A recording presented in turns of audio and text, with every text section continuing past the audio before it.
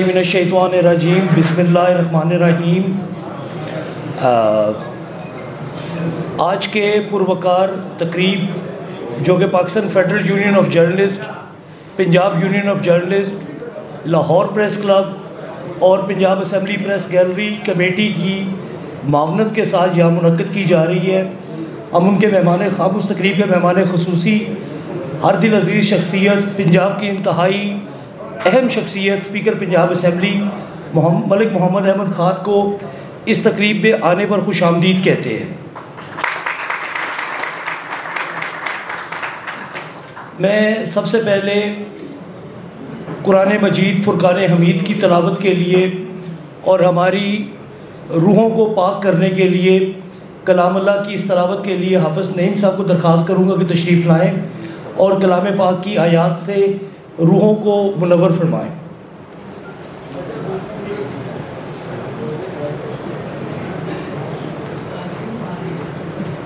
औज़ु बिल्लाहि मिनश्शैतानिर्रजीम बिस्मिल्लाहिर्रहमानिर्रहीम। अफ़ला यंज़ुरून इलल इबिली कैफ़ ख़ुलिक़त व इलस समाई कैफ़ रुफ़िअत व इलल जिबाली कैफ़ नुसिबत व इलल अर्ज़ि कैफ़ सुतिहत फ़ज़क्किर इन्नमा अन्त मुज़क्किर लस्त अलैहिम बिमुसैतिर इल्ला मन तवल्ला कफ़र फ़युअज़्ज़िबुहुल्लाहुल अज़ाबल अकबर इन्ना इलैना इयाबहुम सुम्मा इन्ना अलैना हिसाबहुम। सदक़ल्लाहुल अज़ीम। जज़ाकल्लाह। मीडिया का किरदार दिफ़ाए वतन पाक भारत तनाज़ा 22 अप्रैल से शुरू होने वाला इस खित्ते के अंदर एक कशमकश का दौर जो कि 10 मई की रात को किसी हतमी इंजाम तक पहुंचा, यानी कि कितना को हतमी इंजाम कि जिस पर हमारे हमसाये में एक बड़ा वाज़ेह मैसेज चला गया कि पाकिस्तान एक जीती जागती कौम है जो अपनी सलामती, अपनी खुद मुख्तारी पर किसी किस्म का कोई कॉम्प्रोमाइज़ करने को तैयार नहीं। इस दौरान जो आवाज़ें, जिस तरह मलिक साहब कहते होते कि हम आवाज़ों के दौर में ज़िंदा हैं और आवाज़ों को मरना नहीं चाहिए, मैं सदर Punjab union of journalist Naeem Hanif साहब को भी खुशामदीद कहूँगा। तो इस आवाज़ों के इस दौर में जो 3-4 मौसर आवाज़ें तो बेशुमार आईं, लेकिन जो मौसर आवाज़ें आईं जिनमें लाहौर प्रेस क्लब से एक आवाज़ अरशद इंसारी की शक्ल में उठी, पंजाब असम्बली से भी 1-2 आवाज़ें आई, लेकिन मौसर तरीन आवाज़ स्पीकर पंजाब असम्बली की शक्ल में सामने आई। इन आवाज़ों को हम दावत देंगे ताकि अपने ख़यालात का इजहार करें, लेकिन उससे पहले मैं सदर Punjab union of journalist Naeem Hanif साहब को दरख्वास्त करूँगा कि तशरीफ़ लाएँ और मुख्तसर वक्त में दिफ़ाए वतन और मीडिया के किरदार पर रोशनी डाल दें।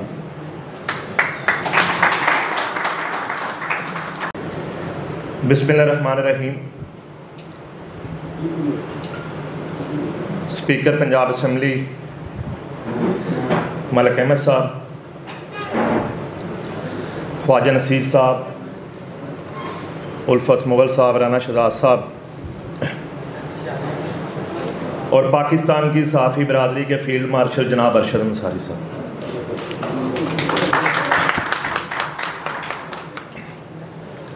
मुख्तसर मुझे कहा गया, मैं उतना ही मुख्तसर करूँगा जितने मुख्तसर वक्त में पाकिस्तान ने दिफा किया। मैं सिर्फ मीडिया के रोल की बात करता हूँ। मीडिया का रोल इस कदर अया है कि इंडिया में जो 22 चैनल बैन किए गए सबसे पहले, उसमें मैं 18वें नंबर पे बैन हुआ। उनके सबसे हरामी करैक्टर मेजर गौरव आर्या ने मेरे ऊपर 2 शोज किए। ये मैं इसलिए नहीं बता रहा कि मैंने कोई काम किया है, मैं इसलिए बता रहा हूं कि अंदरूने और बैरूने मुल्क बैठे हुए बहुत से नाम नेहाद एंकर्स, उनको बैन क्यों नहीं किया गया इंडिया में? अभी तक। वो लंदन में बैठ के, अमेरिका में बैठ के, वो आज भी अफवाज पाकिस्तान के खिलाफ जहर उगल रहे हैं। आफ्ताब इकबाल, इमरान रियाज, मोहित पीरजादा, ये वो बगोड़ा मेजर, और ये मोहित पीरजादा पे उसकी मां के भी कत्ल का पर्चा है, उसके बाप के भी कत्ल का पर्चा है, और बाप, मरे हुए बाप के अंगूठे लगवाए इस शख्स ने। और अब तो मैं बिल्कुल क्लियर हूं इस बात पे कि ये इमरान खान की रिहाई की लड़ाई नहीं लड़ रहे वहां बैठ के, अब तो रात से फंड ले रहे हैं। इनको गद्दार ना कहा जाए, ये सिंदूर वाले साफी हैं सारे। तो उसकी रिहाई का एक वाकया मुझसे सुन ले, मैं फिर बात खत्म करता हूं। मलिक साहब बैठे हैं यहां पे, जंग में उस बंदे ने क्या करना है? अदम एतमाद से 2 दिन पहले तारीख गवाह है, इंडिया ने एक मिसाइल दागा पाकिस्तान की सरहद के ऊपर। आप रिकॉर्ड निकाल के देख लें। उस वक्त के chief of army staff general Bajwa ने उस वक्त के वजीर आजम इमरान खान से राब्ता करने की कोशिश की कि इसका जनाब आला जवाब देना है। 24 घंटे गुजर गए, इस्लामाबाद में होते हुए वजीर आजम साहब ने उस वक्त के चीफ ऑफ आर्मी स्टाफ से बात नहीं की। 48 घंटे गुजरने के बाद बामुश्किल जब जनरल बाजवा उसके पास पहुंचे, उन्होंने बताया जनाब आला 48 घंटे गुजर गए हैं, इंडिया ने मिसाइल मारा हुआ है, कन्फर्म है, जवाब देना है। एक ISPR की प्रेस रिलीज तक अभी तक नहीं गई। तो वजीर आजम साहब का जवाब था कि उसको छोड़ो, ये बताओ कि अदम एतमाद मेरे खिलाफ कौन लेके आ रहा है, तुम शामिल हो इसमें। उसने कहा सर मैं इसका मिसाइल का जवाब देना है, हमने, इंडिया ने मिसाइल मार दिया। उन्होंने कहा नहीं वो छोड़ो, तुम ये बताओ कि ये तुम्हारे लोग अदम एतमाद। उन्होंने कहा सर ये कौमी सलामती का मसला है। इमरान खान ने कहा यह कौमी सलामती का मसला नहीं है, अदम एतमाद की तहरीक कौमी सलामती का मसला है। आप आज उस शख्स की बात करते हैं। हमारे बड़ों ने, मतलब साहब 1965 की जंग भी लड़ी PFUJ ने, 1971 की जंग भी लड़ी। वो हमने सुन रखा था, ये हमने देखा, ये हमने लड़ी है, और जिसका एतराफ इदारों ने किया है। ये वही बात है, वो चौधरी साहब ने कहा था कि जब पाकिस्तान हमला करेगा तो फिर बताना नहीं पड़ेगा। तो आज हमें बताना नहीं पड़ा कि हमारा क्या रोल है। अरशद अंसारी किस तरह लीड कर रहे थे पूरे पाकिस्तान के मीडिया को, हमें किस तरह इंस्ट्रक्शंस आती थी, किस तरह ये रातों को हमें उठाते थे और सारी रात हम जो है लाइव ट्रांसमिशंस करते थे, किस तरह से जो है वो लाहौर प्रेस क्लब मुतहर्रिक थी, किस तरह से Pakistan federal union of journalist मुतहर्रिक थी। हम, ये कोई एहसान नहीं है, ये एहसान नहीं है, ये हमारा फर्ज था। तो बस अपील मेरी ये है जनाब आला आपसे कि हमने अपना काम किया है, हम करते रहेंगे, अपना फर्ज अदा करते रहेंगे, लेकिन ये सिंदूर वालों का कुछ कर दें प्लीज सर, इनका कोई बंदोबस्त कर दें, इनको कुछ लाने का इंतजाम करें। ये जो वहां जाके बैठ गए हैं और बिल्कुल औकात से बाहर हैं, तो इनको लाने के लिए कुछ करें। आपकी आमद का बहुत शुक्रिया। और बिल्कुल मैंने बड़े दिल से ये बात की है कि जिस तरह अरशद अंसारी साहब ने इस सारी सूरत हाल में जो है वो लीड किया है, मैं इनको भी सलाम पेश करता हूँ। ख्वाजा नसीर साहब आपका भी शुक्रिया, थैंक यू वेरी मच।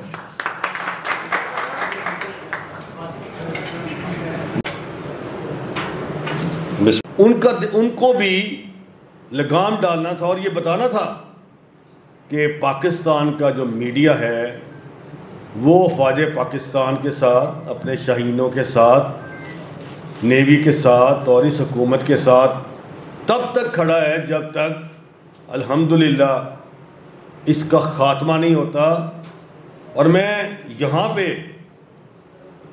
वज़ीर आज़म पाकिस्तान शहबाज शरीफ साहब और field marshal general Syed Asim Munir साहब और DG ISPR अहमद शरीफ चौधरी साहब का भी बेहद मशकूर हूँ कि उन्होंने बारहा ये बात की कि हम पाकिस्तान के मीडिया के बेहद शुक्रगुजार हैं। और ये बार बार आर्मी चीफ ने भी बात की, ये DG ISPR ने भी बात की, या ये तमाम हुकूमतों ने भी बात की, और वज़ीर आज़म ने भी इसका बरमला इज़हार किया और अपने बैरून मुल्क दौरे के दौरान भी किया।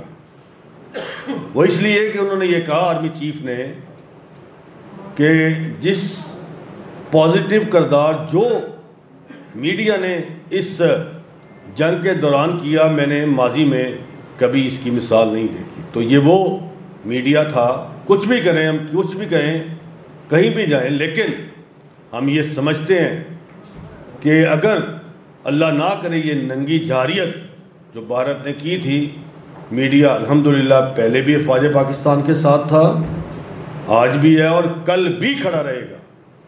और मैं ये समझता हूँ कि इन जंगों में ये किरदार जो है वो मीडिया को अदा करना चाहिए। ये भारतीय जो फ़ौज है 13-14 लाख, वो किसी काम की नहीं है, ये मिट्टी के लोग हैं।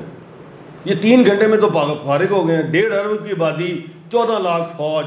आप रोज़ कहते हैं हमारे पास $800 बिलियन रिजर्व हैं, 3 घंटे नहीं मारो तुझे सारे। 3 घंटे में फ़ौज पाकिस्तान ने, शहीदों ने इनका बेड़ा गर्क कर दिया। तो ये तो थी हमारी उड़ान और ये थी हमारी नीचे हमारी फ़ौज पाकिस्तान। तो मैं समझता हूँ कि इस पे ये बड़ा अहम मौजू है और इसलिए आज हमने स्पीकर पंजाब असम्बली मलक मोहम्मद अहमद ख़ान को यहाँ मदऊ किया और जो उन्होंने वलवला अंगेज़ तकरीर अपनी सीट से हट के सामने खड़े होकर असम्बली में की, वो बड़ी ज़बरदस्त तकरीर थी, वो बड़ी कमाल इन्होंने तकरीर की। और लग रहा था कि स्पीकर साहब पूरे जोशो खरोश से अब नीचे आए हैं तो तकरीर तो करेंगे, लेकिन वो मैंने टीवी पे सुनी, कमाल इन्होंने। देखिए बात भी करनी चाहिए और ये अल्हम्दुलिल्लाह अल्लाह ना करे। देखिए पाकिस्तान एक अमन का मुल्क है, पाकिस्तान के लोग अमन चाहते हैं, इस खित्ते में अमन चाहते हैं। अल्लाह ना करे अगर कल को कोई ऐसा वाक़या दोबारा पेश हुआ तो ये सिर्फ पाकिस्तान और हिंदुस्तान का मसला नहीं है, ये फिर जो जंग है ये पूरे खित्ते में फैल जाएगी। तो मैं समझता हूँ जंग तो है वो, उसका ये कोई हल नहीं, जंग कोई हल नहीं है, अमन ही हल है। बैठ के बात करें, हमारे साथ कश्मीर की बैठ के बात करें, हमारे साथ पानी की बैठ के बात करें, हमारे साथ तिजारत की बैठ के बात करें, तो बहुत अच्छी। पहले भी इंडिया से इस तरह के रवाबत थे। मैं समझता हूँ कि हमारी हुकूमत बार बार इंडिया को ये कह रही है कि अगर अब ऐसा कुछ हुआ, फ़ौज पाकिस्तान ने भी इसका बरमला इज़हार किया, तो ये पहले तो मेरा ख्याल है कि ट्रेलर भी नहीं था, तो फिल्म तो फिर अब चलेगी। तो ये मेरा ख्याल है कि फ़िल्म नहीं चलनी चाहिए और अमन की बात होनी चाहिए, कश्मीर का मसला हल होना चाहिए। पानी पे जो इन्होंने जो water treaty, Indus water treaty पे जिस तरह धज्जियाँ उसकी बिखेड़ी और UN की रेजोल्यूशन को भी नहीं इंडिया ने माना, तो वो भी इनको मानना चाहिए। ये भी सारी रेजोल्यूशन है। तो मैं समझता हूँ कि आज मीडिया ने जो किरदार अदा किया, मलिक साहब मैं आपको यकीन दिलाता हूँ कि इंशाअल्लाह ताला पाकिस्तान का जो मीडिया है वो अपना भरपूर और पॉजिटिव किरदार जो है वो अदा करेगा। हम इदारे के साथ थे, हैं और रहेंगे कि हमें इस अगर पाकिस्तान है तो ये मुल्क है तो हम हैं, अगर पाकिस्तान नहीं, अल्लाह ना करे तो फिर ये जंगों का हल नहीं। लेकिन मैं ये समझता हूँ कि आज हमें ज़रूरत है इस पाकिस्तान को, हमारी ज़रूरत है इस पाकिस्तान को, पूरे 25 करोड़ आवाम की ज़रूरत है। और इस 14 लाख फ़ौज जो ये दिखाते हैं तो ये तो बेवकूफ़ लोग हैं, हमारे पास तो 25 करोड़ फ़ौज है, 25 करोड़, तो आपका तो कीमा कर देंगे पकड़ के।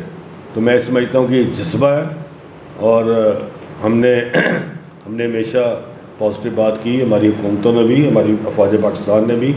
लेकिन इसको अगर कोई कमज़ोरी समझता है तो उसकी खाम ख्याली है, और वो खाम ख्याली 3 घंटे में अफवाज पाकिस्तान ने, शाहीनों ने दूर की।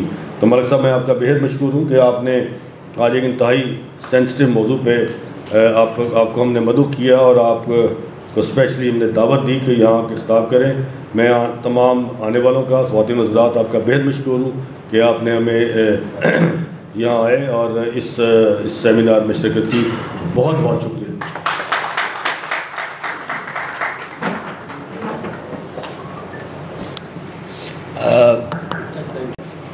स्पीकर पंजाब असम्बली को दावत देने का, लेकिन उससे पहले एक बात जो कि as a student of history और जो वक्त गुज़र रहा है, ये वक्त गुज़र गया है, लेकिन पंजाब की हुकूमत और पंजाब के सियासी लोगों को जब मुश्किल वक्त आ जाए, जारियत मुसल्लत की जाए, तो जिस तरीके से मलिक साहब ने पंजाब असम्बली के ईवान में आवाज़ उठाई पंजाब के सियासी लोगों को उससे सबक सीखना चाहिए।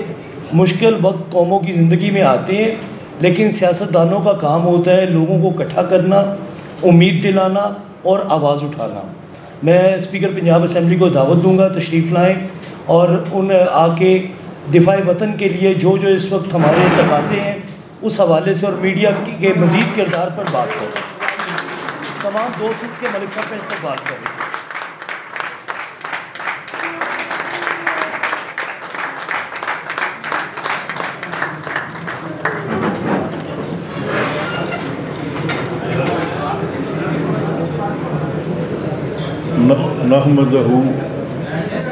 नहमदहू नसल्ली अला रसूलिहिल करीम। बिस्मिल्लाहिर्रहमानिर्रहीम। मोहतरम जनाब अरशद अंसारी साहब, सेक्रेटरी जनरल PFUJ सदर लाहौर प्रेस क्लब, जनाब नईम हनीफ साहब सदर PUJ, जनाब ख्वाजा नसीर साहब सदर press gallery committee provincial assembly Punjab, मेंबरान ओहदेदारान, मैं बहुत सारे दोस्त देख रहा हूँ, आज़म बैठे हैं, सारे दोस्त साथी बैठे हैं, मैं आप सबका शुक्रगुज़ार हूँ। और मैं इस बात पर भी आपका शुक्रगुज़ार हूँ कि आपने मुझे इस बड़े बावकार पाकिस्तान के इदारे का ऑनरेरी लाइफ मेंबर भी बना रखा है। तो मैं अपने घर में ही खड़ा होकर ये बात कर रहा हूँ और मुझे ये कहने में भी कोई दिक्कत महसूस नहीं हो रही कि आज ये कोई बड़े अच्छे मौजू पर हम किसी मुबाहिसे के अंदर नहीं हैं। जंगों के मौजू तकलीफ़ के मौजू हैं। जंगों के मौजू कौमों की ज़िंदगी में बड़े बड़े बहरान पैदा कर देते हैं, बड़ी बड़ी मुश्किलात पैदा कर देते हैं। आज मैं फातिहा हूँ, आज मेरी अफवाज ने मेरा सर फ़ख्र से बुलंद किया है। आज मेरी हुकूमत की शानदार सफारतकारी ने मुझे एक बड़ा काबिल फ़ख्र लम्हा अनायत किया है। आज मेरी मीडिया के पुरवकार सहाफ़ती किरदार ने मुझे बड़ा बावकार बनाया है। आज मेरी कौम के इस मुसम्मम इरादे ने कि पूरी कौम, बच्चा बच्चा, पाकिस्तान का हर शहरी, ख़वातीन व मर्द, हर शख्स अपनी सतह पर इस काबिल फ़ख्र लम्हे में ज़िंदा है। मैं इस तफ़ख्र के लम्हे में और इस तशवीश के साथ कि जैसे अरशद अंसारी साहब ने कहा कि जंगें किसी चीज़ का हल नहीं होती, तो मैं ये कहने पे हक बजानिब हूँ कि हमें गौर इस बात पे करना है और फ़िक्र इस बात की करनी है कि ये जंग मुसल्लत क्यों हुई, ये जंग क्यों हमें लड़नी पड़ी, इस जंग के मुहर्रकात क्या थे। ये तीन पहलू हैं इसके। पहला कि मुसल्लत क्यों की गई, दूसरा कि इसके क्या नताइज निकल सकते थे, और तीसरा जो सबसे लाजमी इसका जुज़ है कि ये जंग किस बुनियाद पर हिंदुस्तान ने कहा कि मैं ये जंग पाकिस्तान के साथ हर सूरत में क्रॉस बॉर्डर टेररिज्म कर रहा हूँ, तो कैसे कर रहा है ये। मैं आपके सामने तीन बातें जैसे मैंने की, इन तीनों के कुछ पहलू आपके सामने रखना चाहता हूँ। मैं रिवर्स ऑर्डर में चलूँगा। देखिए 10 तारीख को, 10 मई को ये खबर आई। मैं और आप तो सब खबर के ज़रिए ही इन तक पहुंच सकते थे। खबर ये आई कि हिंदुस्तान ने सीज़ फायर के लिए यूनाइटेड स्टेट्स ऑफ अमेरिका से अप्रोच किया। और ये ख़बर जब मुझे मिली मैं उस वक़्त गंडा सिंह बॉर्डर पे ज़ीरो लाइन के साथ देहात में, जो कि मेरा हल्का है, बिल्कुल एक जंगी हालत में सर के ऊपर से ड्रोन्स गुजर रहे थे और ऐसे लग रहा था कि ये किसी लम्हे भी गिरेंगे। उस वक़्त अवाम वहाँ से जो लोग थे जिनकी वहाँ से नकल मकानी की बात हो रही थी कि इनको यहाँ से शिफ्ट किया जाए, और मैं वहाँ पर मौजूद था कि मैं अपने लोगों से कहूँ कि अगर आपको यहाँ से नकल मकानी करनी पड़े जंग की सूरत में, तो अपने माल मवेशी, अपने बच्चे, अपने आप को महफूज करें कि ये जंग है और इसमें कोई भी सूरत पैदा हो सकती है। और ड्रोन्स इतने तवातर से आ रहे थे कि लाहौर से लेके कसूर तक हर 10-5 मिनट के बाद एक इत्तला आती थी कि ये ड्रोन एक लो फ्लाइट पे आ रहा है, और लगभग टीवी रिपोर्ट कर रहा था कि 24-25 के करीब ड्रोन्स बॉर्डर क्रॉस कर चुके हैं। ये मैं सुबह की बात कर रहा हूँ आपसे। तो फिर मैं कुछ नशियाती राब्ते से बाहर, सिग्नल से दूर हो गया, तो मुझे किसी दोस्त ने टेलीफोनिकली रब्ता किया और उन्होंने बताया कि अभी एक ट्वीट आया है प्रेसिडेंट ट्रंप की तरफ से, जिसमें उन्होंने कहा है कि इंडिया और पाकिस्तान में सीज़ फायर थोड़ी देर में हो जाएगा।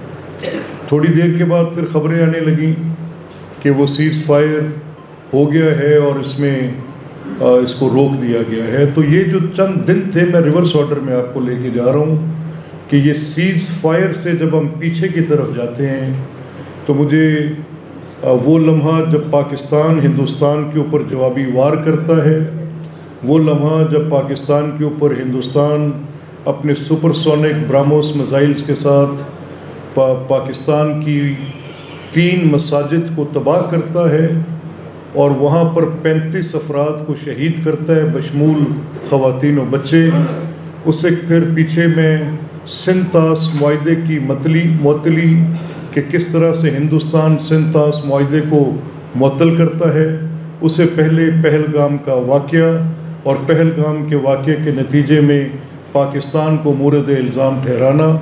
इस सारे सिलसिले में हुकूमत पाकिस्तान की वो रिस्पॉन्स कि ये पूछना कि अगर आपके पास कोई शवाहिद हैं तो वो शवाहिद दें, और अगर शवाहिद नहीं हैं तो बेबुनियाद इल्ज़ाम ना लगाएं। फिर वो देखना कि पाकिस्तान का ये कहना कि किसी तीसरे फ्रीक से तहकीक करा लें, इन्वेस्टिगेशन हो जाए और वो देख लें, इसका फ़ैसला कर लें कि आपके पास अगर कोई शवाहिद ऐसे हैं जो कि क्रेडिबल हैं, और यहाँ तक कहना कि अगर आपके पास कोई इतला है, चाहे वो मुसद्दिका नहीं भी है, तो वो इतला बताएं, या किसी नॉन स्टेट एक्टर के ज़िम्मे जिसकी पाकिस्तान में किसी सूरत भी कोई तल्लुकदारी बनती है वो बताएं, या ये बताएं कि आपका सिक्योरिटी लैप्स कैसे हुआ, या ये बताएं कि आपका इतना बड़ा इंटेलिजेंस फेलियर कैसे हुआ।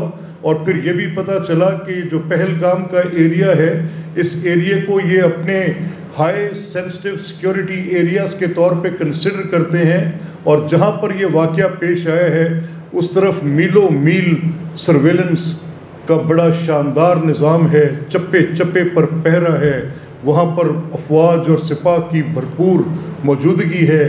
तो कैसे मुमकिन है कि चंद बंदूकची जो ये राइफ़लें AK-47 उठा के इतनी डीप 300 मील उनके हार्टलैंड के अंदर जाकर इस तरह का वाक़या पे आ जाए, और उसके बाद वो ऐसे गायब हो जाएं जैसे गधे के सर से सींग गायब होते। अब ये बातें सोचने की थी, ठीक है। मैं आपके सामने ये बात भी पूरे इसरार के साथ कहूँगा कि दुनिया के सामने मौक़िफ़ जाते हैं। एक है मौक़िफ़ जो पाकिस्तान का मौक़िफ़ था। इस मौक़िफ़ को पेश करने में पाकिस्तान के मीडिया का क्या किरदार रहा। पाकिस्तानी मौक़िफ़ ये था कि हमने ये दहशतगर्दी नहीं की। पाकिस्तानी मौक़िफ़ ये था कि हम तो ख़ुद दहशतगर्दी के विक्टिम हैं। पाकिस्तानी मौक़िफ़ ये था कि 80,000 से ज़ायद दहशतगर्दी की भीड़ चढ़ने वाले अफवाज के लोग, सिपाह के लोग, पुलिस के लोग, उसातिज़ा और तालिब इल्म, APS के बच्चे, मसाजिद, खानकाहें, इमाम बारगाहें, बाज़ार, हाई कोर्ट्स के चौक, क्वेटा हाई कोर्ट पूरे का पूरा, हॉस्पिटल्स आप नाम लें, यू नेम वन, जहाँ पर हमारे दहशतगर्दी का शिकार ये अदारे और ये लोग 80,000 पूरी दुनिया में लड़ी जाने वाली दहशतगर्दी की जंगों में सबसे ज़्यादा नुकसान इंसानी ज़िंदगी का हमने उठाया। एक किसी साखिली खित्ते पे अफ्रीका में हमसे ज़्यादा इंसानी ज़िंदगी का नुकसान हुआ है दहशतगर्दी के नतीजे में। अब हमारा ये नंबर कम से कम 1 लाख के करीब जा चुका है, जिसमें से निस्फ यूनिफॉर्म का है। तो पाकिस्तान का ये मौक़िफ़ था कि जब हम इस सारी तकलीफ़ में हैं और हम ख़ुद दहशतगर्दी की जद में हैं, हमारे मगरबी बॉर्डर से ख्वारे जाते हैं जिनके ऊपर सीधा सीधा फुटप्रिंट है कि रॉ के लोग उनको पैसे देते हैं, हम वहाँ पर ये प्रूफ देते हैं कि जो अफ़गानिस्तान की सरज़मीन पर हिंदुस्तान के कौंसल खाने थे उनके अंदर इन लोगों की बाकायदा मीटिंग्स होती थी, वो सारे सबूत दिए जाते थे। नेशनल मीडिया में, इंटरनेशनल मीडिया में इसका फुटप्रिंट भी मिलता था, कहीं ना कहीं इनके शवाहिद भी मिलते थे। पाकिस्तान डोजियर्स दे के भेजता था, पाकिस्तान कुलभूषण यादव जैसे अफराद को पकड़ के जो यहाँ पर रॉ के एजेंट के तौर पे उनकी इमेजेंट सर्विस के अंदर मौजूद लोगों को, जो वहाँ पे अभी हाजिर सर्विस लोग हैं, उस सर्विस के आदमी को यहाँ से पकड़ कर देते हैं कि ये आपका वहाँ पे रॉ का एजेंट काम कर रहे हैं। यहाँ पे जेलम से उनके लोग पकड़े जाते हैं जो ये इस दहशतगर्दी में मुआवनत और माली वसाइल फ्राहम कर रहे हैं। DGISPR अपनी प्रेस कॉन्फ्रेंस के अंदर वो लीक्स जो हैं वो देते हैं, सारी जो उनकी इंटरसेप्ट हुई हैं कॉल्स उनको सुनवाते हैं। पूरी कौम ने सुनी, पूरी दुनिया ने सुनी। तो ये पाकिस्तानी हुकूमत का मौक़िफ़ था जो आप पेश करते थे मीडिया के ज़रिए। ये मौक़िफ़ दुनिया के सामने जाता था और इस मौक़िफ़ को तायद मिल रही थी। पाकिस्तान के इस मौक़िफ़ को भी तायद मिल रही थी कि पाकिस्तान कह रहा है कि अगर आपको शुबा है तो आप उस शुबे की भी तहकीक करवा लें। हम इस बात से पीछे जाते हैं कि मुसद्दिका इतला अगर नहीं भी है, आपके पास कोई क्रेडिबल एविडेंस शवाहिद अगर नहीं भी है, आप कहते हैं कि मुझे शुबा है, तो आप शुबे की भी तहकीक करा लें कि किस बुनियाद पर आपको शुबा है। इससे ज़्यादा ब्लैंकेट ऑफर इस तरह के तनाज़े में आज तक कॉमिटी ऑफ नेशंस में जहाँ पर ऐसे डिस्प्यूट्स हैं, इससे ज़्यादा क्रेडिबल पोजीशन किसी हुकूमत ने इस तरह के मामले में नहीं ली। पाकिस्तान के मौक़िफ़ की दुनिया ने हमायत की और मैं समझता हूँ कि जिस शानदार अंदाज में पाकिस्तान के मीडिया ने इस मौक़िफ़ को सामने रखा, पाकिस्तानियत के जज्बे के साथ रखा, नेशनलिज़म की अप्रोच के साथ रखा, जंगी जुनून को बढ़ाया नहीं, हक़ाइक़ पर बात की, इन हक़ाइक़ को दुनिया के सामने पेश किया और ये भी कहा कि अमन हमारी ख्वाहिश है, लेकिन अगर आपके पास सबूत हैं तो लेकर आएँ। यानी हुकूमत पाकिस्तान के इस मौक़िफ़ को जितने शानदार अंदाज में मैंने देखा कि पाकिस्तानी टीवी पर, पाकिस्तानी प्रिंट में, पाकिस्तानी डिजिटल मीडिया पे इसकी बेहतरीन अंदाज में इसकी इनको रिपोर्ट किया गया, मैं ये कहने पे हक बजानिब हूँ कि ये मामला जब से शुरू हुआ, पहलगाम से लेकर पाकिस्तानी मीडिया ने सरहदी जो दरअंदाजी हुई उस तक आने पे, जवाब दिए जाने तक और जवाब से बाद भी आज तक भी पाकिस्तानी मीडिया ने मतानत का, बुर्दबारी का, जिम्मेदारी का शानदार इजहार किया। मैं समझता हूँ कि इस पर आप मुबारकबाद के मुस्तहिक हैं। दूसरी जो मैं आपसे बात करना चाहता हूँ कि आपने जो ये शानदार रिपोर्टिंग की और आपने बताया, आपके जो साथी मैं समझता हूँ कि इस मैदान अमल में होते हैं, कैमरास लेके वो मेरे रिपोर्टर भाई जो मौके पर पहुँचते हैं, खबर के तौर पे पेश करते हैं, अपनी ज़िंदगी मुश्किल में डाल के करते हैं, जान जोखिम में डाल के करते हैं। मैंने इन अफराद को शानदार तरीके से मौसम की गर्मी, सर्दी, सख्ती, नरमी की परवाह किए बगैर, बरसते गोले बारूद की परवाह किए बगैर, मैंने भी चंद रोज़ पहले एक वाक़या कैप्टन अहमद मुबीन की शहादत के दिन का बताया कि दहशतगर्दी का एक खौफनाक वाक़या हुआ जिसमें बड़े कीमती लोग ज़ाया हुए, और यही असेंबली की प्रेस गैलरी के कुछ लोग जो वहाँ पे मौजूद थे और कैमरास लेकर ये सामने रीगल चौक की तरफ भाग रहे थे, जब मैंने उनको रोका कि एडवाइजरी आई है, सेकंड ब्लास्ट का ख़तरा है, तो एक साथी मेरे पास रुके, कैमरा उनके कंधे पे था। मैं आज भी जब उनको देखता हूँ तो मैं आगे बढ़कर गले लगाता हूँ, मैं उनसे उनका हाल दरियाफ्त करता हूँ, उनसे चंद लम्हे उनके साथ गुजारता हूँ, क्योंकि मेरे में उतना हौसला नहीं था जितना उसमें था। आज भी शायद वो इस पंडाल में मौजूद है। तो मैंने कहा जब ये एडवाइजरी आ गई है तो पागल है, कैसे भाग के आगे जा रहे हैं, रुक जा, यहाँ सेकंड ब्लास्ट का बताया जा रहा है। उन्होंने कहा सर मैं ही तो वखाना है। मैं क्या तो शिकार हो जाएंगे, ये रेकलेस है, this is no journalism, this is madness. आप रुके, मैंने डांटा उसे, बट उसने मेरी बात नहीं सुनी। वो भागकर वहाँ पहुँचा और उसने वहाँ पे खड़े होकर उसको फिल्म किया, उसकी खबर ली और ख़बर लेके अपने अदारे को भेजी। अगर इसमें वो जान से जाता तो शहादत से कम कर जाता। मैं ये समझता हूँ कि आज ये जो बुनियानुल मरसूस का आप चर्चा सुन रहे हैं कि कामयाब ऑपरेशन आपने देखा जो कि जंगी ऑपरेशन था, बुनियानुल मरसूस, सीसा पिलाई हुई दीवार। सीसा पिलाई हुई दीवार क्या हमले करती है? नहीं। सीसा पिलाई हुई दीवार की तरह जब ये हुक्म इलाही है, ये मेरा कहना नहीं है, ये मेरी किसी फ़िक्र के नतीजे में नहीं है, मेरी से मुराद किसी इंसान की, मेरी से मुराद किसी फ़लसफ़ी की, मेरी से मुराद मेरी और आपकी। ये कुरान में है, ये हुक्म इलाही है। और जब ये तय पा चुका, अल्लाह ने कहा कि जब इन काफिरों का मुकाबला करो तो सीसा पिलाई हुई दीवार बनो। तो मेरा ये मानना है कि ये सीसा पिलाई हुई दीवार सिर्फ उस ऑपरेशन तक महदूद नहीं जो हो गया है। मैं समझता हूँ कि ये सीसा पिलाई हुई दीवार उस कौम के लिए दिया गया हुक्म है कि इसमें अब तफरका मत आने दो। आज इसमें सियासी बुनियाद पर तफरका डालोगे तो फिर नुकसान उठाओगे। आज इस पे गिरोही मसल की एतबार से तफरका डालोगे तो फिर नुकसान उठाओगे। ये अल्लाह करीम ने एक मौका अता किया है। मैंने पूरी कौम को मुतहद होते देखा है। मैंने पूरी कौम को अपने मुफादात को पसे पुश्त डालकर एक मकसद की खातिर इकट्ठे होते देखा है।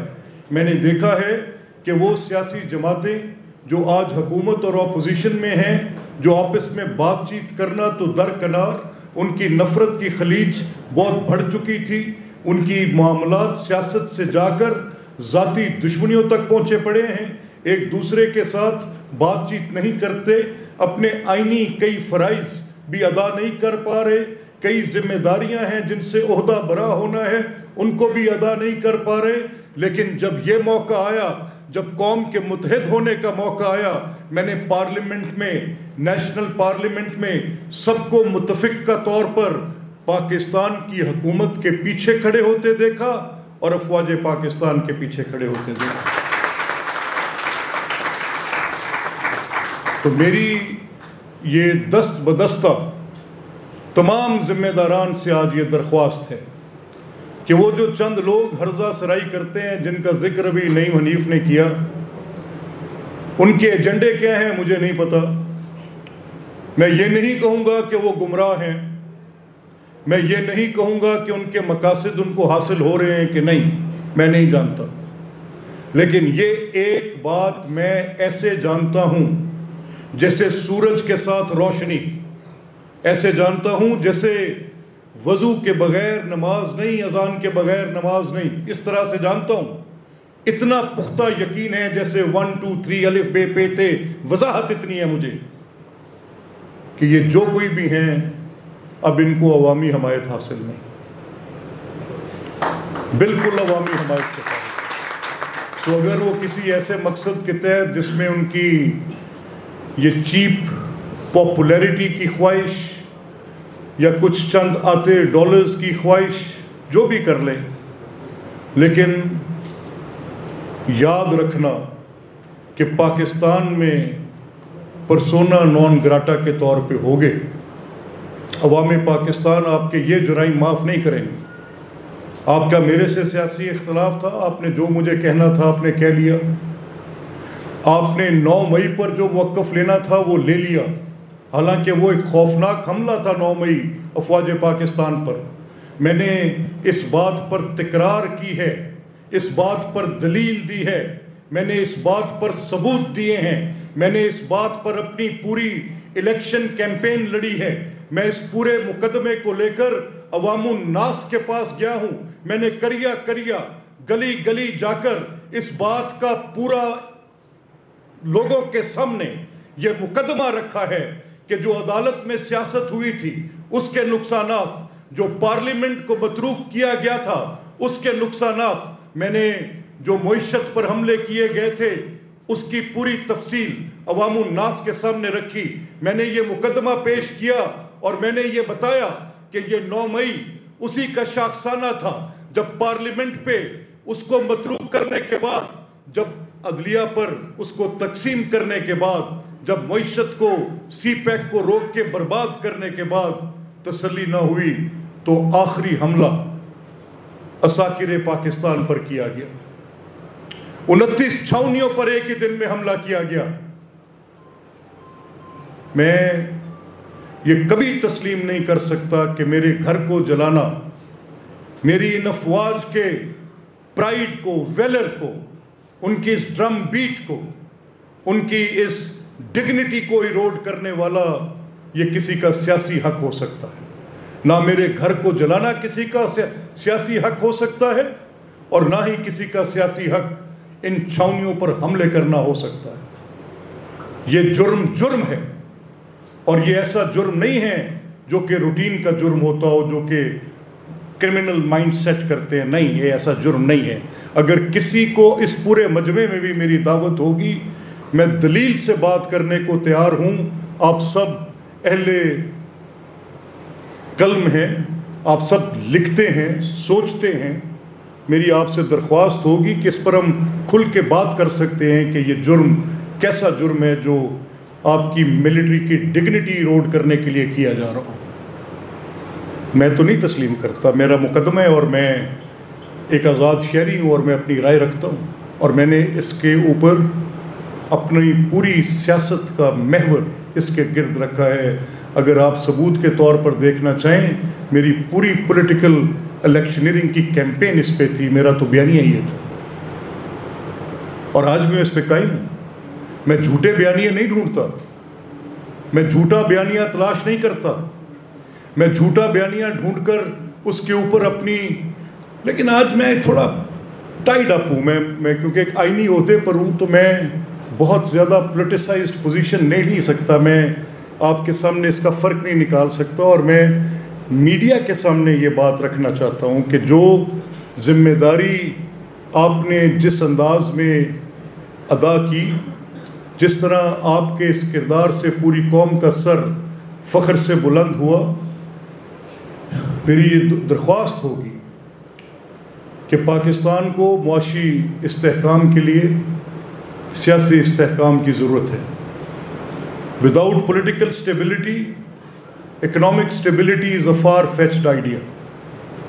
और अगर पॉलिटिकल स्कोर्स की बात है, गोल्स को इक्वलाइज करने की बात है, तो फिर होते रहेंगे वो, उनको एक तरफ रखें। आज सीज फायर है, अभी जंग बंदी का ऐलान नहीं हुआ। आज सिंध तास मुआहदे पे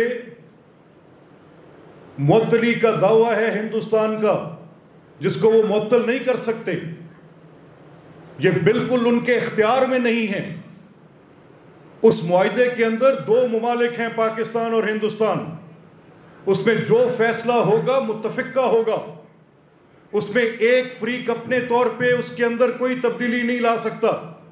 मेरे राइट्स हैं एज लोअर राइपेरियन। अगर आप वो रोकेंगे, मेरे राइट्स मुझ तक नहीं पहुंचने देंगे, मैं इनको एक्ट ऑफ वॉर तस्वर करूंगा। और फिर जंगी इकदाम का जवाब ऐसा ही होता है जैसा 6 मई के इकदाम के नतीजे में 10 मई का इकदाम था। मेरी अमन शदीद ख्वाहिश है, मेरी ख्वाहिश है कि इस खित्ते में अमन हो, यहाँ पर लोगों को रोज़गार मिले, तालीम मिले, यहाँ पर सेहत की सहूलतें मिलें, यहाँ पर जमहूरियत के डिविडेंड्स मिलें। मैं किसी सूरत पर भी नरेंद्र मोदी की हिंदुत्व की सोच के आगे झुक नहीं सकता। अपनी इस ख्वाहिश के ताबे अगर उसकी सोच हिंदुत्व की है और मेरी अमन की है और वो अपने नस्ली इम्तियाज की बर्तरी की सोच पे मुझे ऊपर हजमनी कायम करना चाहता है, मेरे ऊपर अपनी बर्तरी और तसल्लत कायम करना चाहता है, मैं किसी अमन की ख्वाहिश के ताबे अपनी हमीयत का सौदा नहीं कर सकता।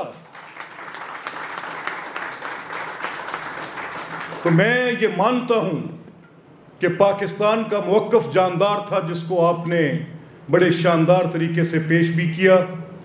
मैं मीडिया के किरदार को सराहता हूं। वो कहते हैं, और बार बार मैं ये जुमला दोहरा रहा हूं ताकि लोगों के हाफ़ज़े में रह जाए, वो कहते हैं कि जंगों में सबसे पहला कत्ल सच का होता है। तो मैंने अपने एक दोस्त से कहा, एक सहाफ़ी दोस्त से कहा कि सहाफ़ती सरहदों की हिफाजत करते हुए और सच को ज़िंदा रखते हुए अगर मैंने किसी मीडिया को किरदार अता करते देखा है तो पाकिस्तानी मीडिया को देखा। और अगर इसका मुआवजा हिंदुस्तान से किया जाए, उनके टेलीविजन्स पे बैठे तज्जिया निगार, उनके एंकर पर्सन्स, वो जिनके बड़े बड़े नाम थे, जिनकी कुतुब मैं भी पढ़ता था, जिनके आर्टिकल्स छपने वाले मैं देखता था, जिनकी तहरीर को मैं अप्रिशिएट भी कभी करता था, जब मुझे वो ये बताएंगे कि जंग में हमने ये कर लिया, जब मुझे वो ये बताएंगे कि ये फतूहात हमने कर ली, जब मुझे मेरे शहरों के नाम ले लेकर बताएंगे कि उनके ऊपर कब्ज़ा हो गया, जब मुझे ये बताएंगे कि वो शख्स जिसको मैं ज़िंदा जावेद देख रहा हूँ उसको वहाँ पर उन्होंने अपनी टारगेट ये ब्रह्मोस अटैक में उसको मार दिया, तो मैं सोचने पे मजबूर होऊंगा कि ये फैक्चुअल रिपोर्टिंग तो नहीं हो रही। तो ये तज्जिया निगार भी इस इनकरेक्ट रिपोर्टिंग पे अपने एनालिसिस बेस करके पूरी बात बना रहे हैं। तो फिर मैं देखूंगा, मुआवजा करूंगा, I am a thinking mind, मैं गौर करूंगा। तो बाहर की जो मीडिया है, वेस्टर्न मीडिया, मैं उससे बहुत मुतासिर नहीं हूँ। मैं वेस्टर्न मीडिया का जो किरदार गज़ा और फ़लस्तीन के मामले में है, उसकी बुनियाद पर मैं वो जो बड़े मोतबर सहाफ़ती नाम थे जिनके मुतल्लिक़ ये समझा जाता था कि वो अपनी राय किसी के ताबे नहीं करेंगे, वो हक़ाइक़ को मस्ख़ नहीं करेंगे, क्रेडिबिलिटी वॉज देयर ऑर्डर। लेकिन जब फ़लस्तीन और गज़ा के मामले में मैंने उनकी एडिटोरियल पॉलिसीज़ देखी तो मेरा यकीन उनसे भी उठा। बाहर कैफ हक़ाइक़ हक़ाइक़ होते हैं और उनको ज़्यादा देर छुपाया नहीं जा सकता। मैं आज ये अपनी बात को इस नुक्ते पर ख़त्म करूँगा कि आप इस ज़िम्मेदारी जिससे आप ओहदा बरा हो रहे हैं, आपके सामने चैलेंजेस मैनीफोल्ड हैं। आज हम सीज़ फायर में हैं, हमारे डीजीज़ एमओज़ मिल रहे हैं, अल्लाह करे कि उसमें बेहतरी आए। हमारे वज़ीर आज़म अपने सफारती मिशन पर आज दुनिया के ममालिक में हैं, अल्लाह करे कि उसको मज़ीद तक़वियत मिले। हमारे सियासतदान पार्लिमान के अंदर रिज़ॉल्व कर चुके हैं। अभी कल के रोज़ मैंने जब फील्ड मार्शल सैयद आसिम मुनीर की मुबारकबाद की करारदाद पंजाब असम्बली में रखी तो मुतफ़िक़ा तौर पर पास की गई। आज वो लोग जिनके किसी किस्म के भी इख्तलाफात थे इस एक नुक्ते पर इकट्ठे हैं। कल मैं अपने हलका में एक बड़ी पब्लिक रैली में गया जहाँ पर मुख्तलिफुल ख्याल सियासी जमातें यौम तकबीर मनाकर मियाँ नवाज़ शरीफ का शुक्रिया अदा कर रही थीं। मैंने भी अपनी तकरीर में जनाब जुल्फ़िकार अली भुट्टो को इसकी इब्तदा करने और उन तमाम साइंसदानों को जिनमें डॉक्टर अब्दुल कदीर ख़ान, जिनमें जनाब डॉक्टर समर मुबारक मंद, जिनमें जनाब इशफाक साहिब, तमाम लोग वो जो इसके अंदर अमली किरदार अदा करते रहे, उनकी सताइश की, उनको खराज तहसीन पेश किया, अवामी हमायत का इजहार किया। और आज ये जो जंग हमने जीती है इसमें जो रिजॉल्व पाकिस्तान की मुसल्लह अफवाज का था, जो स्किल्स हमारी एयरफोर्स की थी, जो महारत हमारी बहरिया की थी और जो दिलेरी हमारी अफवाज पाकिस्तान की थी, अनप्रेसिडेंटेड है। मैंने टॉल क्लेम्स सुने हैं और ये टॉल क्लेम्स का मैं क्यों कह रहा हूँ कि उस दिन जिस दिन DGISPR अहमद शरीफ चौधरी अपनी प्रेस कॉन्फ्रेंस कर रहे थे तो एक बड़े मोतबर नशरियाती अदारे ने, जो कि वेस्ट का अदारा है, मैं नाम लिए बगैर कहूँगा, तो उसमें एक तज्जिया निगार एक खातून बैठी, उन्होंने कहा कि Pakistani side is making toll claims. अब ये बात मेरे हाफजे में रह गई, मैं इसको देख रहा था और फिर मैंने गौर किया। मैंने बड़े बड़े लोगों को बड़े बुलंदो बांग दावे करते देखा है हालिया तारीख़ में, सियासतदानों में। मैंने इमरान ख़ान को बहुत बिल्कुल बुलंदो बांग दावे, जो कि सारे के सारे, क्योंकि मैं अब एक आइनी ओहदे पे हूँ, मैं बहुत सियासी बात नहीं कर सकता, मुझे अपनी न्यूट्रल पोजीशन रखनी है, लेकिन ये हक़ाइक़ हैं तो इनको कहते हुए मुझे कुआर नहीं है। जब वो कह रहे थे कि मैं 1 मिलियन पता नहीं जॉब्स कर दूंगा, 50 लाख ये कर दूंगा, मैं ऐसे कर दूंगा, इकॉनमी को ऐसे कर दूंगा, तो मैं भी देख रहा था कि टॉल क्लेम्स हैं। तो टॉल क्लेम्स की एक सिंक्रोनाइजेशन थी। मैंने एक रियलिस्टिक क्लेम होता है, जैसे जब मियाँ नवाज़ शरीफ को गवर्नमेंट मिली तो मैं उस मीटिंग में था, वो जो यहाँ पे अलहमरा में हुई 2013 में, तो बड़े मुतफक्कर चेहरे के साथ आए। उन्होंने कोई बड़ी जज्बाती तकरीर नहीं की और उन्होंने कहा कि मैं once I am reining this government now, जब इसकी अनाने इक़्तिदार मेरे हाथ में दी जा रही है, तो इस वक्त बड़े संजीदा चैलेंजेस मुल्क को दरपेश हैं, जिनमें अव्वल दहशतगर्दी है, अमन व अमान की बहाली, दहशतगर्दी से लड़ना। दूसरा मईशत की बहाली, मईशत बहुत नीचे है, हमारा GDP कहीं 1 और 2 के गिर्द फिर रहा है। और तीसरा एनर्जी क्राइसिस है, 18 घंटे की लोड शेडिंग है। तो मेरी हुकूमत के ये 3 अहम एफर्ट्स होंगे कि हम ये चीज़ें हासिल करें। और वो फिर मैंने 18 तक होते देखी। जो इमरान वादा कर रहे थे, दावा कर रहे थे, तो वो मैं सिंक्रोनाइज कर रहा था कि रियलिस्टिक क्लेम्स और टॉल क्लेम्स, और फिर DGISPR की ये स्टेटमेंट आ रही थी कि जे अब तुमने जो करना है वो कर लिया, तुम्हारा एक अटैक आ गया, अब टाइमिंग हमारी है, चॉइस हमारी है, और हम तुम्हें चंद घंटों में, चंद लम्हों में तुम्हें बिल्कुल तुम्हारा तकब्बर घमंड तोड़ देंगे, तुम्हें खसो खशाक की तरह बहा लेंगे। ये जो तुम्हारी सोच है हिंदुत्वा की, ये जो पार्लियामेंट के ऊपर अखंड भारत का नक्शा है, ये जो तुम वहाँ पर बैठ के ये फैसले करते हो अपनी नस्ली बर्तरी के इस जोम में मुब्तला, तो चंद घंटों में ये सारा जोम तोड़ेंगे। And I saw it happening just in 4 hours। वो जो सुबह तकबीर अल्लाह अकबर बुलंद करके नमाज फजर के बाद वो जो काफिला निकला बाहर, तो फिर 4 घंटों के अंदर अंदर हिंदुस्तान का तकब्बर, घमंड, जोम सब खाक में मिला और पाकिस्तान को फतह हासिल हुई। मैं ये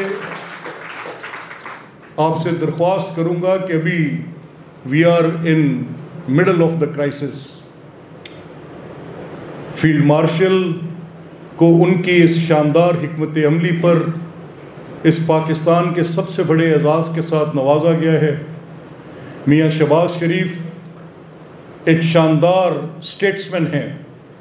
उनकी बेहतरीन हिकमत अमली, उनकी बेहतरीन सफारतकारी और उनके साथ उनके वज़रा, जिनकी मैं शानदार खराज तहसीन पेश करता हूँ, जिसमें दिफा के वज़ीर, ख़ारजा के वज़ीर, इतलात के वज़ीर, वो सब लोग जो उनकी टीम के तौर पे काम करते रहे, मैं उनकी इस शानदार कामयाबी पर उनको भी मुबारकबाद पेश करता हूँ और अपने मीडिया के साथियों को कहता हूँ कि आपने मार्का हक़ के हक़ को हक़ के तौर पर दिखाया। आपका शुक्रिया। पाकिस्तान पाइंदाबाद।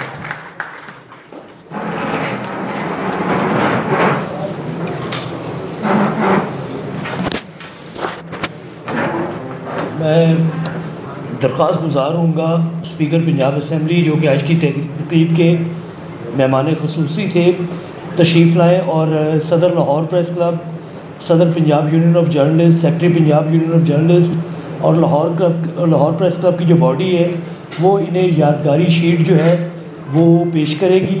ताकि और तमाम दोस्तों से गुजारिश है कि जब तक मोअज़्ज़ज़ मेहमान यहाँ पर हैं, आप ज़रा प्लीज़ बैठे रहें।